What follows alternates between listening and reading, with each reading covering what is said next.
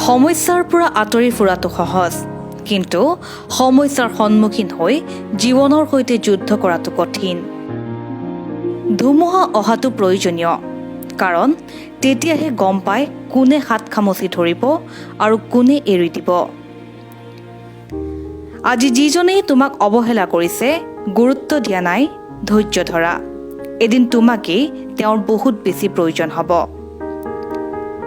জীৱনৰ প্ৰতিটো খোজতেই বাধা আহিবই, আৰু সেই বাধা নেওচি আগবাঢ়ি যোৱাৰ নামেই সফলতা। জীৱনত সফল নহ'লে বাৰে বাৰে চেষ্টা কৰা, হাৰ মানি নিদিবা, কিয়নো এজোপা লঠঙা গছেও পাতৰ বাবে অপেক্ষা কৰে। সুখত থকাৰ নামেই জীৱন নহয়, কষ্টক জয় কৰি আগুৱাই যোৱাৰ নামেই জীৱন।